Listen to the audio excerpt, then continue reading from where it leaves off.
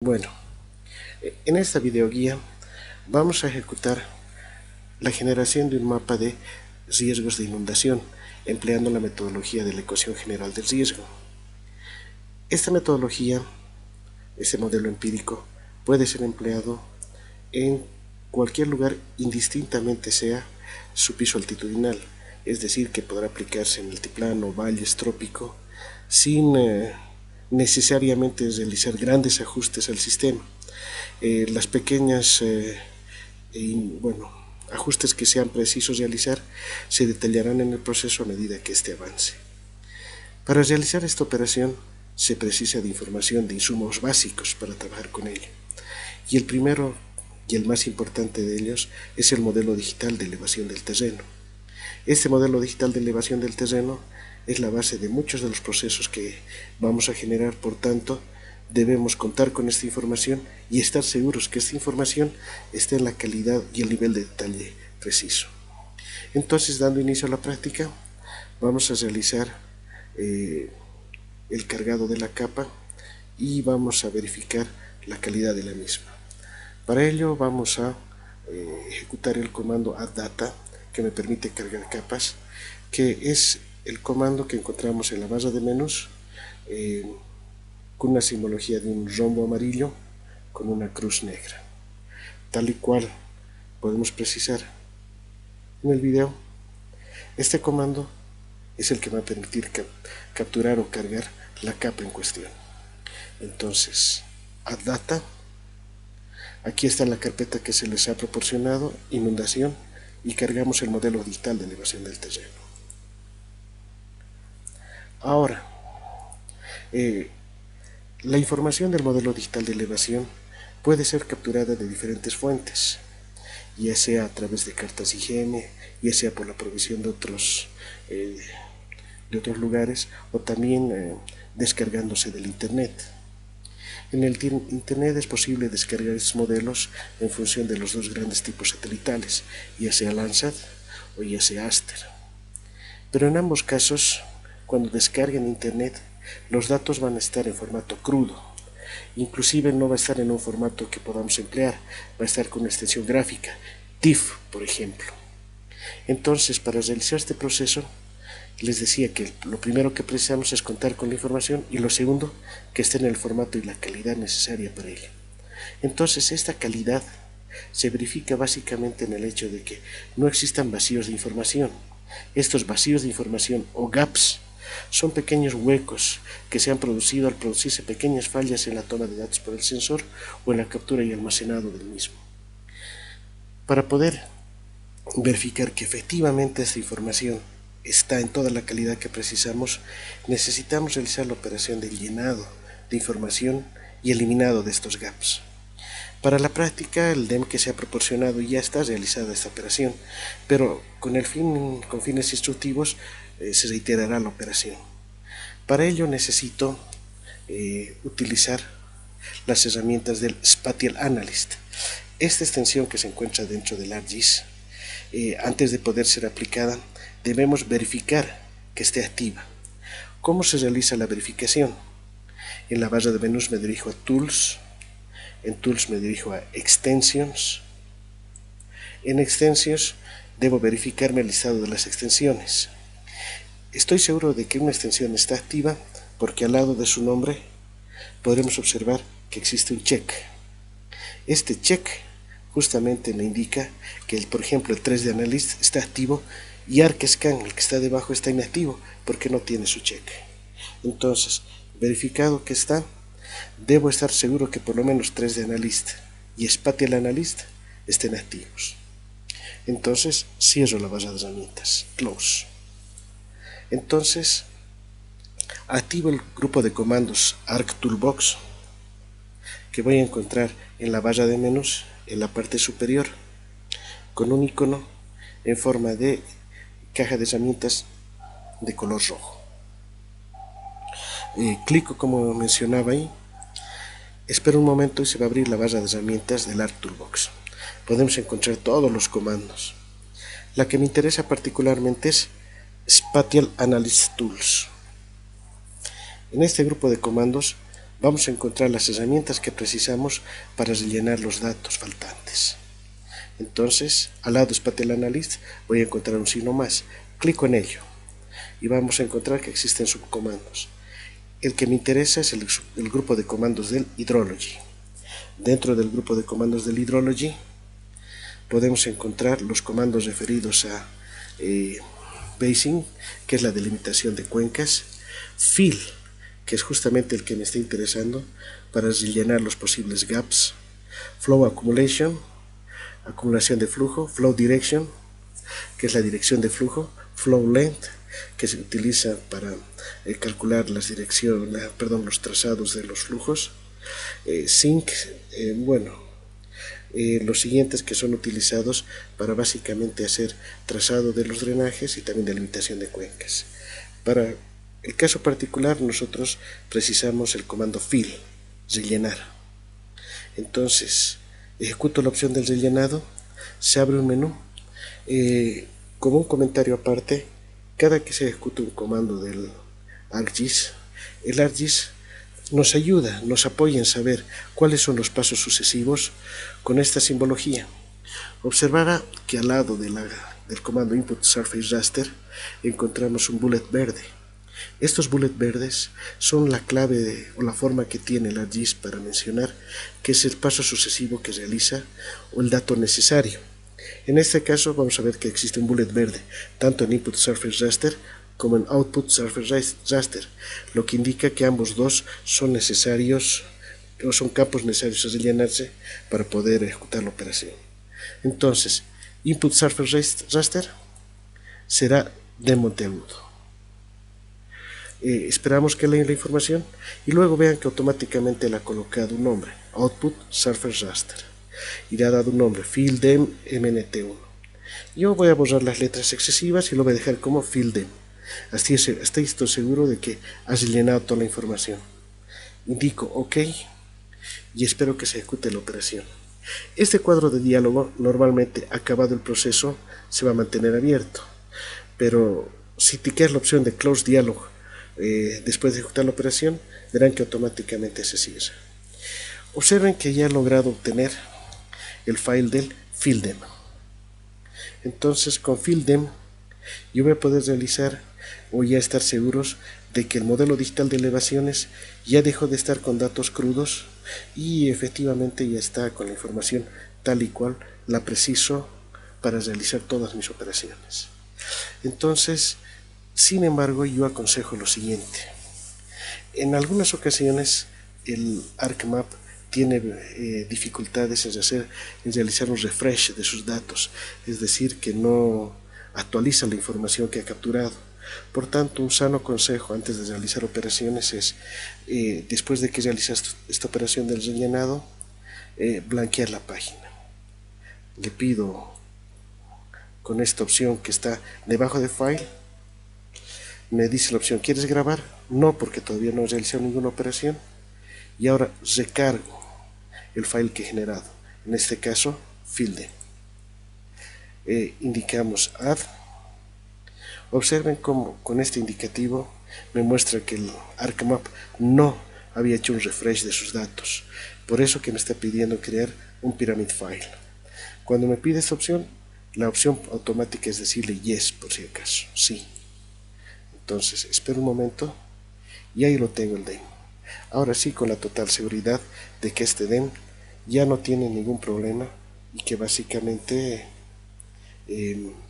ya está listo para realizar todas las operaciones. Ahora voy a indicar un paso totalmente opcional, pero que en algunos casos puede salvar una situación. Este DEM está listo para realizar operaciones, pero puede suceder que si este DEM es muy extenso, es decir, está cubriendo una gran superficie, le tome al equipo varios minutos o hasta algunas horas realizar una determinada operación. Para evitar este proceso, y tal vez si no es necesaria una definición muy precisa, es posible hacer un cambio de la calidad o si se quiere de la calidad del DEM. Para ello Y en este caso, ojo, solo lo menciono como un ejemplo y lo voy a necesitar emplear en el caso de Monteagudo porque es un área bastante extensa, muy extensa.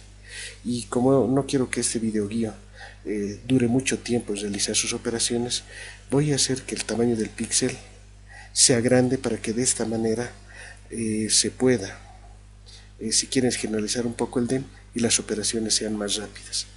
Entonces, hago un clic con el botón de la derecha en Fill DEM. En el menú que sale le pido Properties, propiedades, le pido Data y voy a pedir la opción Export Data. Para redondear la idea, clic con el botón de la derecha, sale el menú, voy a la opción Data y al comando específico Export Data. Ahí debo estar seguro que estoy seleccionando la carpeta de salida adecuada. Aquí ya me está indicando una locación que no es la adecuada. Hago un clic en su icono en forma de carpeta, para redireccionar al nuevo directorio de trabajo, en este caso a inundación, que es lo que estamos trabajando, pero no lo abro, solo lo selecciono. Ese es el truco clave acá. Muchas operaciones van a fallar porque creemos que debemos ingresar a la carpeta. No, solo debo seleccionar inundación, indicar add y en las casillas siguientes recién voy a colocar el nombre y el formato. En este caso le voy a renombrar con el nombre DEM. En el formato, si voy a trabajar con DEM, si voy a trabajar con pendientes y modelación, el formato tiene que ser un formato raster numérico. En los SIGs, los formatos raster lo dividimos en dos grupos, en formato imagen y en formato de almacenado de números o formato numérico. El almacenado de imagen puede ser una extensión IMG, BMP, TIFF, JPG, es decir, todo aquello que estamos acostumbrados con un tema de imagen. Pero cuando estoy realizando lo mismo para un tema de datos, necesito mencionar que el formato sea grid. Esto es especialmente crítico, porque este formato raster me va a almacenar la información numérica tal y cual la preciso. Si no hiciera esto y lo dejara con formato IMG, es probable que el sistema almacene los datos del píxel ya no como un valor de una cota, sino como un valor de gráfico. Entonces indico el formato grid. En el nombre voy a indicar que se llama DEM, pero en la parte superior voy a observar que tengo las opciones de use renderer y que sea un cuadrado. Le digo render, que sea square, cuadrados, y aquí indico el tamaño del cell size. Entonces, para el ejemplo, ojo, solo por el ejemplo de que necesito avanzar los temas rápidos, voy a hacer que pierda precisión los datos del DEM aumentando el tamaño del píxel. En este caso lo voy a hacer a 90. Por favor, una segunda vez más y redundando, aclaro que esta operación no es preciso hacerla. Se puede ejecutar directamente, pero ya que al mantener los datos originales y ser de un área bastante extensa, el sistema puede tardar varios minutos en realizar la operación y no deseando que este videoguía dure demasiado tiempo y solo por esperar la ejecución del comando, estoy haciendo esta pérdida de precisión del dato de la imagen para que pueda ser más fácil realizar los cálculos y las demostraciones también puedan correr de una manera adecuada. Entonces, he indicado este valor que, por favor, por tercera vez redundando, lo menciono solo como el ejemplo, como un ejemplo particular, no general, de realizar el proceso. Porque normalmente solo debería haberme detenido en haber colocado el nombre del archivo y el formato grid. Entonces le digo guardar y espero que el proceso se realice. El proceso se ha realizado y me dice, ¿puedo cargar el mapa en el layer? Le digo sí. Entonces ya tengo el nuevo DEM con un tamaño de grosor bastante grueso, pero que me va a facilitar los cálculos de los ejercicios. Ojo, una vez más, solamente con fines de ejemplo, para que esta videoguía no sea de demasiada extensión. Pero una vez que he hecho esta operación, Una vez más debo blanquear la página. Lo digo blanquear porque prácticamente ejecuto este comando, que es debajo del comando file vamos a ver el icono de una hoja en blanco. Ejecutamos este comando para descargar todos los datos y trabajar con un file nuevo. Le digo nuevo, ¿quieres grabar?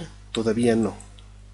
Otra vez digo la opción de adicionar datos y ahora cargo el nuevo DEM que ha sido generalizado, que lo he llamado DEM simplemente. Add, y ahí está. Entonces, los siguientes mapas que preciso calcular para el proceso están dados en función de realizar diferentes temas. Para ello, momentáneamente voy a volver a la presentación de la diapositiva. En la diapositiva habíamos observado que para la ecuación del riesgo, en este caso de inundaciones, preciso calcular las amenazas, que será la percepción local y los mapas dependientes, y las vulnerabilidades, en función de una densidad poblacional, de una distancia a los ríos y de un uso actual de la tierra, para ejecutar finalmente esta ecuación. Entonces, ¿qué datos preciso? Necesito generar los mapas de vulnerabilidad. Y un mapa de vulnerabilidad, ¿cómo lo voy a generar? En función de un mapa de densidad poblacional. El mapa de densidad poblacional va a estar generado a partir de los datos poblacionales. La redundancia. Para ello voy a cargar un mapa de puntos en los cuales encuentro los datos de población. Aquí los tengo. Los cargo y en la imagen me los representa.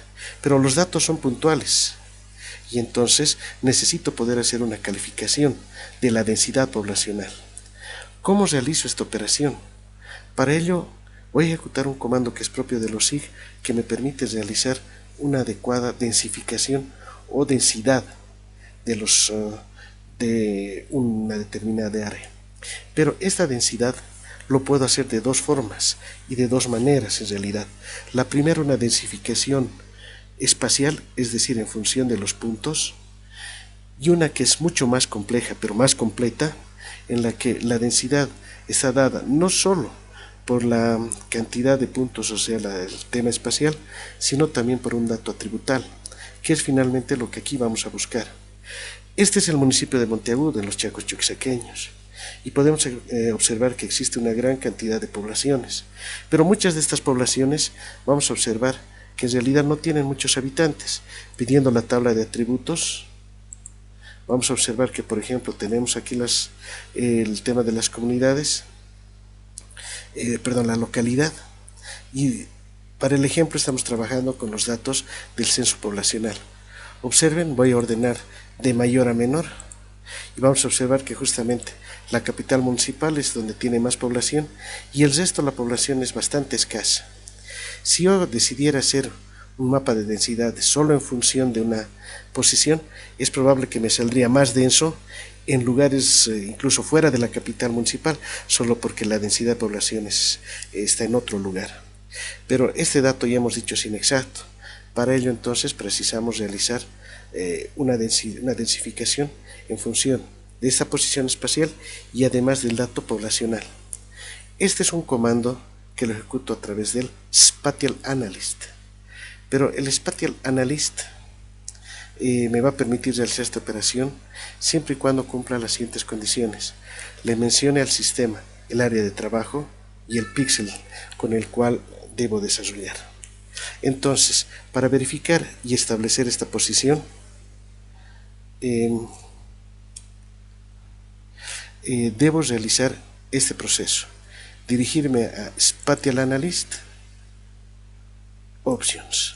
Aquí voy a observar que me va a abrir una ventana de opciones, donde tengo dos de las casillas que me interesan, que van a ser Extent y Cell Size.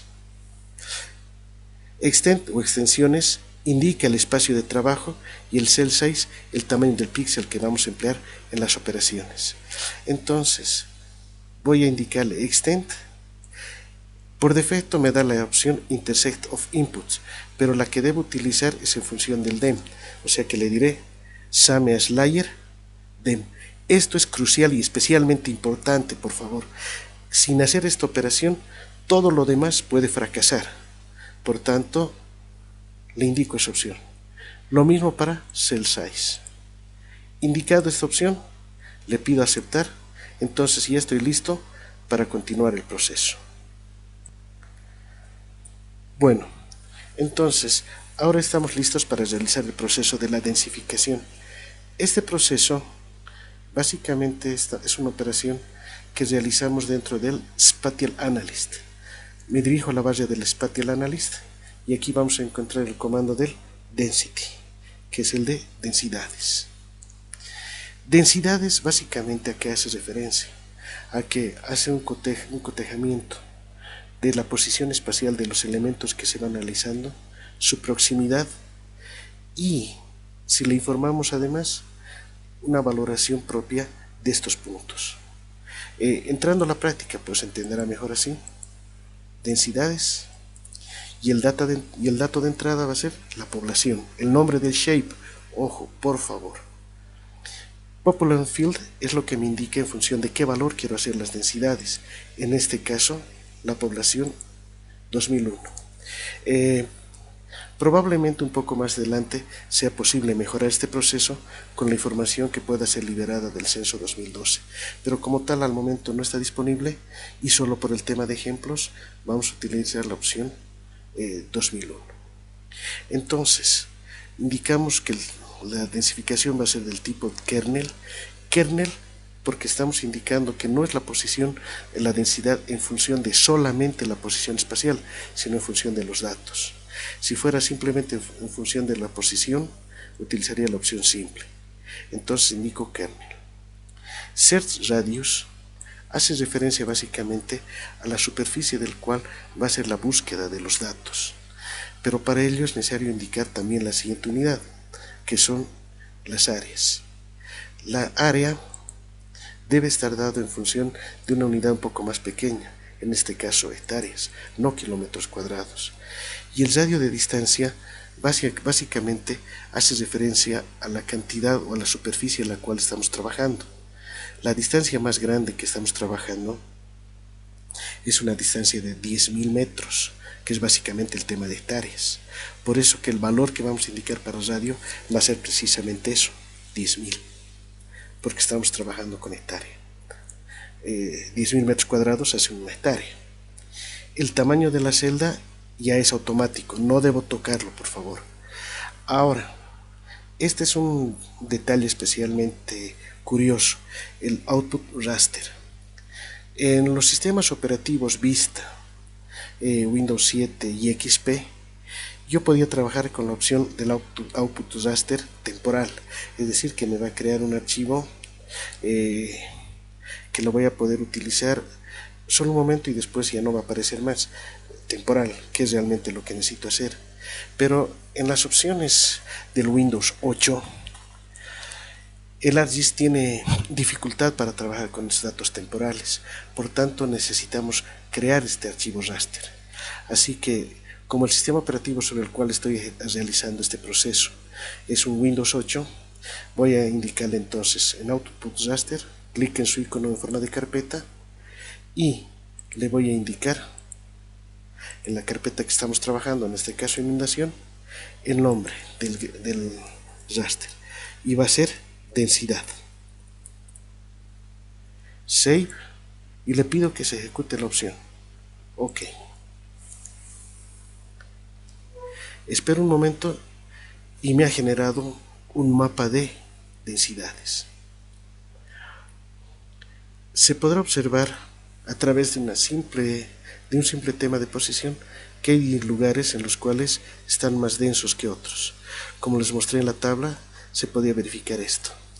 Pero este mapa tal y cual está, si bien es interesante e importante, no necesariamente es el que vamos a usar. ¿Por qué? Porque es un formato gráfico que no me permite realizar operaciones. Necesito clasificarlo y parametrizarlo. Tal y cual se vio en la presentación del PowerPoint, se podrá observar que para los mapas, tanto de densidades, existen unos parámetros y un valor ponderado, y eso solo me es posible hacer si puedo utilizar datos del tipo vector. Entonces, para convertir esto en un dato vector, también lo debo clasificar dentro de una cierta parametrización que para todo este caso siempre va en 5 niveles. Por favor, la primera gran aclaración es que van a ser 5 niveles. Entonces, ¿cómo realizo este proceso? Me dirijo una vez más al Spatial Analyst, al comando reclassify para hacer la reclasificación.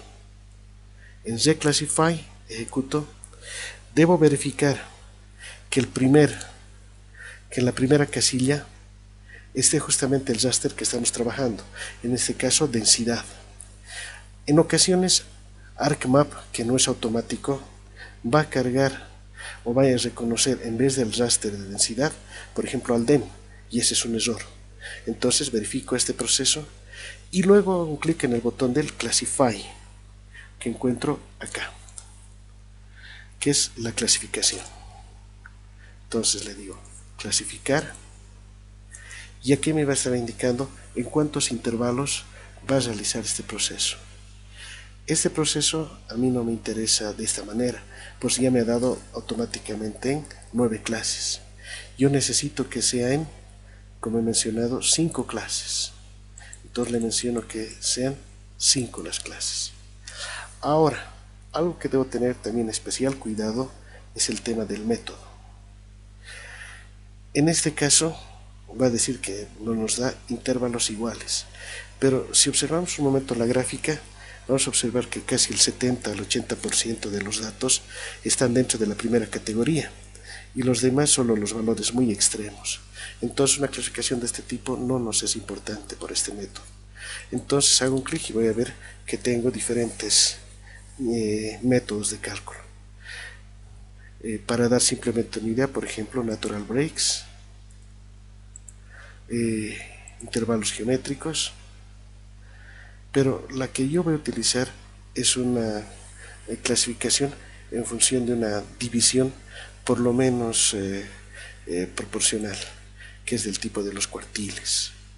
Le indico y observen que lo hace una definición particularmente importante dentro de los 5 valores y ahí los tenemos. Entonces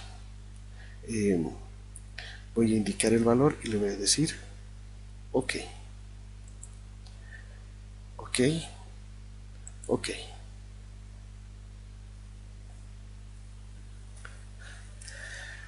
¿Listo? Aquí ya me he hecho la zonificación en función de los grados de densidad, donde las áreas menos densas van a ser lo celeste, o sea, muy bajo denso, lo bajo, el nivel 2, de un color morado, de un color naranja, lo moderado, con un color verde, lo altamente denso, y un 5, lo muy alto. Observe cómo el sistema ha realizado una determinada zonificación en función de la densidad poblacional, pero también en función de la posición espacial. Aquí en un apartado, probablemente puede ser que en la ejecución del ejercicio no obtenga los mismos colores. No se preocupe, al parecer el ArcMap hace la generación de estas subzonas en función de colores, pero totalmente una distribución aleatoria. Es decir, que si de pronto más tarde se ejecuta el comando, no le va a salir ni siquiera los colores originales de los que disponía, sino van a salir otros colores. Así que por favor, si no le han salido los mismos colores, no se preocupe. Lo que sí debe haber salido es la misma distribución espacial de lo que va a ver en el mapa. Entonces, por favor, tener cuidado simplemente a esto. Bueno, pero estos datos todavía siguen siendo datos raster. Entonces lo que preciso hacer es convertirlos a un formato vectorial donde voy a poder asignar su parametrización.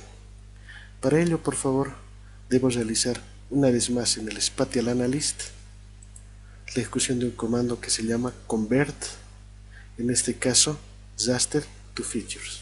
Es decir, que voy a convertir este mapa raster en mapas poligonales. Entonces ejecuto la opción, debo verificar que el input raster sea the class of densidad, o sea, estoy reclasificando, que el campo sea valor, el dato sea polígonos. Voy a indicarle la opción OK y listo. Ya obtengo los valores reclasificados. Aquí puedo observar en la tabla de contenidos justamente el comando que va a tener siempre el nombre del, perdón, el shape que va a tener el nombre de rclass22. Por favor, al respecto, como esta es una operación también aleatoria para el sistema, es probable, muy probable, que coloque, bueno, repita el nombre rclass, pero no necesariamente va a indicar 22, puede indicar 23, 12, 14, 40. Por favor, no se preocupe. Como esto va en función de operaciones que ha podido almacenar, él le va a asignar ese nombre. Entonces no necesariamente espere que sea rclass 22, será rclass 40, rclass 30, rclass, pero básicamente debe ser un shape que debe tener el siguiente atributo: Open Attribute Tables, el nombre de los shapes, y Grid Code, que es justamente lo que me interesa para poder hacer la parametrización. Entonces, aquí es donde vamos a empezar a realizar un proceso que también es propio de las opciones. Observe, voy a realizar una organización del menor al mayor, donde repiten 1, 1, 1, 2, 2, 3, 3, 3, 4, 5, 5, 5. Es lógico porque es probable que varios polígonos obtengan el mismo valor. Entonces, para poder conjuncionar todos en uno solo, voy a realizar una operación espacial denominado dissolve. Pero ¿dónde voy a encontrar este dissolve? En la siguiente operación. Esperen un momento, por favor. La opción de realizar este proceso del dissolve lo encontramos en igualmente ArcToolbox, dentro del grupo de los Data Management Tools, dentro del comando o subcomando Generalization, y ahí vamos a encontrar el comando dissolve. Entonces ArcToolbox, grupo de comandos principales Data Management Tools, subcomando Generalización, comando dissolve. Ejecuto y me pide Input Features, en este caso rclass22. Él está indicando un lugar de salida y me está indicando en función de qué quiero disolver. Ya dije que lo quiero disolver en función de Grid Code. Entonces el nombre del shape, eso sí, va a ser dentro del tema de inundación. Le voy a decir el nombre M barra baja densidad, para saber este prefijo M, para que podamos identificar que precisamente es lo generado con el modelo. M densidad. Le digo save. Le digo save y voy a realizar la ejecución del proceso de dissolve. Ok. Espero un momento y el proceso se completa. Ahora, en este nuevo mapa de densidades, M densidad, abro su tabla de atributos y observo que los códigos ahora sí son los que estamos los más adecuados. 1, 2, 3, 4, 5, donde lo más denso es 5 y lo menos denso es 1. Ahora realizamos la parametrización para el tema de la densidad. Para realizar este valor, por favor ejecuto este comando. Opciones, Add Field, adicionar un nuevo comando, y le doy el nombre, que en este caso va a ser B por vulnerabilidad a la densidad, DNSDD. Perdonen, es probable que algunos puedan pensar que en el nombre del título o del nombre de la columna, ¿por qué me estoy tomando la molestia de hacer un resumen, una abreviación de los nombres? Podría haber utilizado el nombre verdadero, valoración densidad. Lo que sucede es que en el ArcMap sus shapes tienen sus tablas atributales justamente almacenadas en tablas de DBase, la primera base de datos que existió. Entonces el DBase para cada una de sus columnas solo puede almacenar en el nombre de las columnas 11 letras. Entonces se me va a cortar el nombre. Lo otro que no puede hacer es almacenar el nombre, pero utilizando, por ejemplo, ñes, espacios, vocales acentuadas, asteriscos, signos de interrogación. No les permite realizar esto. Entonces, para evitar eso es que necesito hacer la codificación que se observa. B para vulnerabilidad, A para amenaza, y la densidad lo he abreviado también. La siguiente paso es indicar el tipo. Obsérvese que tenemos short integer, enteros cortos, long integer, enteros largos, float para flotante, double, text y date. Double es cuando yo necesito almacenar datos que tienen decimales. Text cuando quiero almacenar datos alfanuméricos, por ejemplo el nombre de una población o un dato como ello. Y date si quiero almacenar fechas. Entonces, yo menciono en este momento que lo que vamos a colocar va a ser un dato con decimales, así que vamos a indicar doble. Y le digo OK. La información está lista para almacenar, pero la pregunta es, ¿y qué valor voy a colocar en cada uno de los pasos? Para 1, para 2, para 3, para 4 y para 5. ¿Cuáles son los parámetros? Junto con esta videoguía también se proporcionará esta parametrización que se detalla a continuación. Para el caso de la densidad poblacional, este es el cuadro estandarizado para el criterio. Muy alta 1, alta 0,56, moderada 0,34, baja 0,2 y muy baja 0,009. Entonces es justamente lo que transcribo. Muy baja es el 1, baja es el 2, moderado el 3, el alto 4 y el muy alto 5. Entonces muy baja 0,09. Entonces voy a indicar que voy a entrar en un tema de hacer una edición. Voy a editar, en este caso verifico que sea inundación. En la barra de herramientas de inundación de editor debo verificar que el target sea M densidad, eso por favor muy importante, y empiezo a rellenar los datos. Uno ya he dicho que es muy bajo, entonces coloco el dato 0.09 bajo, 0,09. Para el 2, que sería bajo, 0,2. Entonces 0,2, 0,34, 0,56 y el más alto, el valor 1. ¿De dónde han venido estos valores? De estas tablas.